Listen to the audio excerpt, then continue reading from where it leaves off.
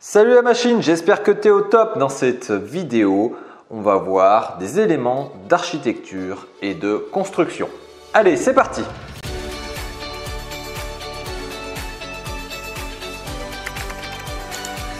On va faire la distinction entre trois types de construction que va faire l'homme.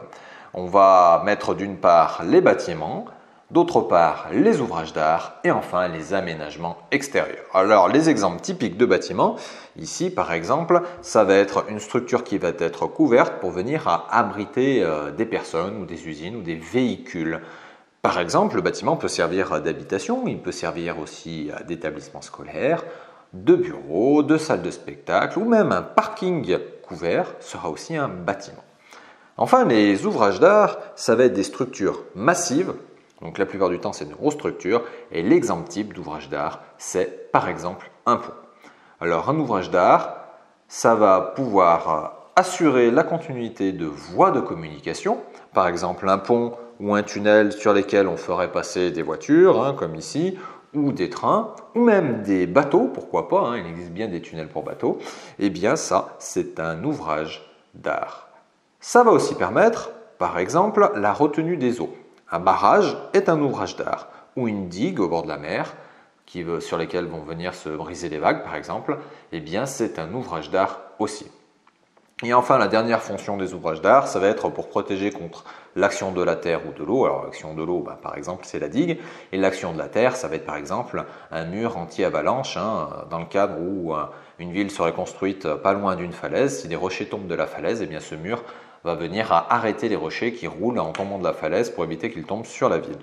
Le dernier type de construction, ça va être les aménagements extérieurs, et bien ça va être tout le reste. Ça va être des routes, par exemple, des parkings extérieurs et pas intérieurs, là c'est du bâtiment, des jardins publics, des stades de foot, etc., etc. On va étudier maintenant les contraintes liées à la réalisation d'une construction. Alors ma construction, elle va être située dans un environnement extérieur et elle va être en relation avec des usagers qui vont venir ou pas utiliser ma construction ou qui vont passer à côté. Alors on va pouvoir identifier trois familles de fonctions contraintes. Attention, ce ne sont pas des fonctions contraintes que j'ai marquées là, ce sont des familles de fonctions contraintes. Les fonctions contraintes environnementales qui lient ma construction avec l'environnement extérieur, c'est les fonctions par exemple liées à la résistance aux conditions climatiques ou aux événements extérieurs. C'est aussi les fonctions contraintes liées à l'impact environnemental de ma construction. Ça va être par exemple résister au gel ou alors par exemple avoir un impact carbone le plus faible possible. Les fonctions contraintes d'usage, ça va être les fonctions liées au service à rendre aux usagers. C'est par exemple permettre la circulation des usagers en voiture à l'intérieur de la construction, pourquoi pas. Ça va être par exemple mettre à l'abri les usagers en cas de grêle ou en cas de pluie. Enfin, les fonctions contraintes d'estime, que sont les fonctions contraintes esthétiques, ce sont des choses qui sont liées à l'appréciation des utilisateurs. Alors, l'esthétique du bâtiment, elle va dépendre de l'époque, du lieu d'implantation du bâtiment, ainsi que de la culture. Effectivement, on ne fera pas, par exemple en France, les mêmes constructions en montagne qu'au bord de la mer. On ne peut pas, par exemple, utiliser n'importe quelle esthétique. Il faut que la construction qui soit réalisée aille s'implanter parfaitement dans l'esthétique générale environnante. En construction, on va faire appel à différents types de représentations de la réalité pour pouvoir communiquer. Donc, dans ces représentations-là, on va utiliser les schémas, les plans ou alors les maquettes numériques. Les schémas, c'est une représentation très simplifiée de la réalité. Ça ne représente la réalité que ce pour quoi elle sert. On va détailler tout de suite après un exemple de schéma électrique. Les plans, eux, représentent mieux la réalité que les schémas. Ils vont représenter l'agencement matériel, la géométrie, les formes, ainsi que les dimensions. Bien sûr, ce n'est pas un dessin d'art, un plan, et il y a des parties de la réalité qui vont être schématisées ou simplifiées. Il y a aussi sur les plans tout un tas d'annotations techniques, comme sur les schémas, qui vont permettre à la bonne réalisation. Et enfin, les maquettes numériques, c'est quelque chose qui est relativement récent, en tout cas dans l'histoire des constructions humaines. Les maquettes numériques, c'est une représentation réaliste fidèle mais numérique, c'est-à-dire sur un ordinateur de la réalité dans la construction. On va voir à quoi ça va pouvoir servir. On va commencer par regarder un exemple de schéma électrique dans une habitation. Alors attention, les schémas électriques dans les habitations, ce ne sont pas les schémas électriques que vous pouvez voir en physique au collège. Alors par exemple ici on représente le branchement de divers éléments. Ici ce sont des prises électriques, ici une plaque de cuisson dans une habitation. Donc on a l'arrivée de courant en haut, le disjoncteur principal et des disjoncteurs différentiels ici et ici. Et ici de simples disjoncteurs classiques sur chaque ligne de courant. Alors il n'est représenté qu'un seul trait pour la connexion, il n'est pas représenté la phase et le neutre comme vous le verrez en électricité en physique. Donc c'est juste la représentation du câblage du tableau électrique pour mes divers éléments. Cette représentation n'est pas réaliste, vu que dans la réalité, je vais avoir au moins 2 fils, voire 3 fils avec la prise de terre, et ici, il n'y a qu'un trait qui le représente. Ça, ce sont des éléments techniques qui s'appellent des disjoncteurs, qui sont bien sûr physiquement beaucoup plus complexes que représentés par un simple trait. Ce sont simplement des instructions de base pour pouvoir réaliser le bon câblage. Derrière ce schéma qui simplifie la réalité, l'électricien qui est censé faire le câblage, lui, sait parfaitement comment il doit l'interpréter pour réaliser ces opérations de câblage. Après avoir vu les schémas qui simplifiaient grandement la réalité, on va regarder les plans qui se rapprochent un petit peu plus de la réalité du point de vue des représentations et surtout qui va respecter les bonnes dimensions. Alors, les plans, il en existe tout un tas en construction. On va commencer par en regarder un qui s'appelle le plan de masse. On regarde le lot, c'est-à-dire la parcelle sur laquelle va être réalisée la construction, sur le dessus. On imagine qu'on est dans l'air, par exemple, en avion, et qu'on le regarde sur le dessus. Ici, c'est une parcelle, il y a le toit d'une habitation, et il y a ici, que j'ai entouré en bleu, les éléments que l'on va rajouter sur cette parcelle que l'on souhaite construire. On retrouve ses dimensions en centimètres, sa hauteur aussi marquée ici, les distances par rapport au bord de la propriété, c'est-à-dire de la parcelle, les distances aussi ici par rapport aux éléments déjà construits, quelques indications comme par exemple l'échelle de la construction. Alors ici j'ai une échelle 1 3 centièmes, ça veut dire que 1 cm sur le plan est égal dans la réalité à 300 cm, ou 1 mètre sur le plan est équivalent à 300 mètres dans la réalité. Donc si je prends ma règle et que je mesure 1 cm, eh bien je sais que dans la réalité, j'aurai donc 100 cm, enfin plutôt 300 cm, c'est-à-dire 3 mètres. Je retrouve aussi sur ce plan de masse, en plus des limites de la parcelle, les éléments paysagers, ici, la haie, ici, des arbres.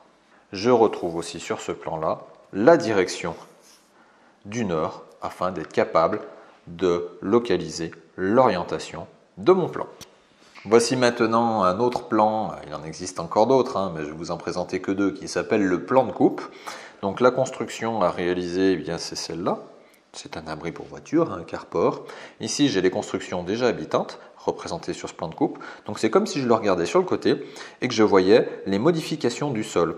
Donc je vois le sol fini et le sol TF et TN, donc le sol fini et le sol naturel, c'est-à-dire avant, je vois qu'il n'y a pas d'aménagement du sol, et je vois qu'ici il y a des massifs de béton sur lesquels sont implantés les poteaux de ma structure. Je retrouve aussi les éléments paysagers que sont par exemple la haie vive, les bords de propriété de mon habitation, les distances par rapport aux limites de propriété, ainsi que les dimensions de ma construction. Les plans, eux, permettent la construction en respectant les bonnes dimensions des éléments. Ça permet aussi de réaliser des éléments de communication pour obtenir par exemple des permis de construire. On va regarder maintenant les maquettes numériques. Les maquettes numériques vont servir à tout un tas de choses. Déjà de la communication avec les potentiels clients, car les clients comprennent un petit peu mieux les constructions qui vont leur être réalisées par l'architecte ou le maître d'œuvre à l'aide d'une maquette numérique, quelque chose en 3D qui tourne sur un écran plutôt qu'à l'aide de plans. Et enfin, ça va permettre aussi différentes simulations que l'on va voir tout de suite après. La maquette numérique est faite sur un logiciel de construction assisté par ordinateur. Alors ici, j'ai choisi SolidWorks, mais bien entendu, il en existe d'autres. Donc on va représenter vraiment la structure telle qu'elle est dans sa réalité. Ça permettra différentes choses. Ça permettra, par exemple, pour obtenir des permis ou pour montrer au client, de faire de l'implantation paysagère, c'est-à-dire de ramener la maquette 3D à l'endroit où elle doit être sur une photo, par exemple, pour faire de la simulation. Alors à l'intérieur du logiciel, il existe des possibilités pour ajouter une photo, une image, et ensuite gérer les éclairages pour que ça vienne bien apparaître. Ça permettra aussi de vérifier l'éclairement.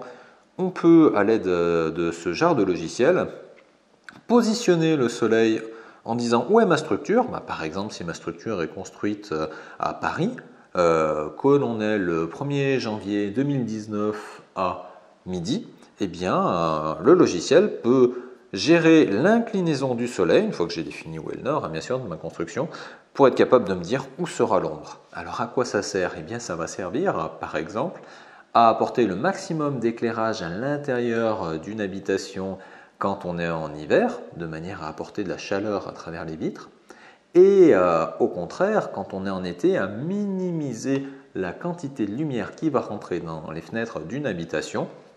Donc on pourra, grâce à des structures qui s'avancent un petit peu au-dessus des fenêtres ou grâce à des arbres qui auront un feuillage caduc, c'est-à-dire un feuillage qui va tomber en hiver, eh bien simuler tout ça à l'aide d'un ordinateur.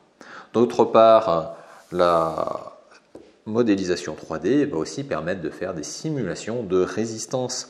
Je pourrais mettre le poids des différents éléments, simuler s'il y a 1 mètre ou 2 mètres de neige, par exemple, et regarder quelle va être la résistance mécanique de ma structure.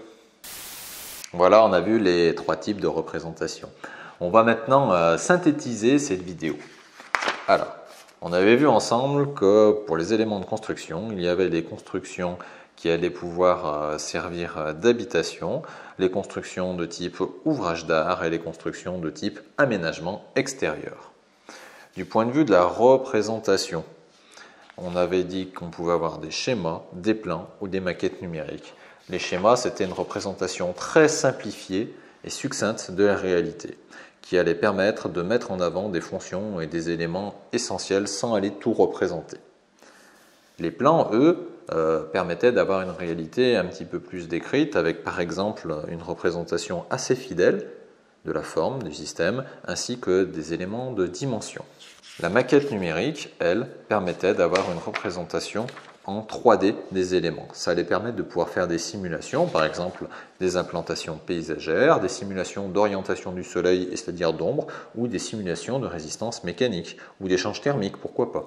Et enfin, pour terminer, on avait vu qu'une construction, pour être réalisée, allait devoir répondre à 3 familles de fonctions contraintes. Les fonctions contraintes environnementales, c'était le lien entre l'environnement et l'extérieur et la construction. Les fonctions contraintes d'usage esthétique, qui étaient, elles, les relations entre les usagers et la construction. Les fonctions contraintes d'usage, c'est par exemple quelles contraintes il va falloir répondre pour permettre aux usagers de bien utiliser la construction. C'était par exemple, je dois pouvoir rentrer dans mon habitation en voiture, ça c'est une contrainte.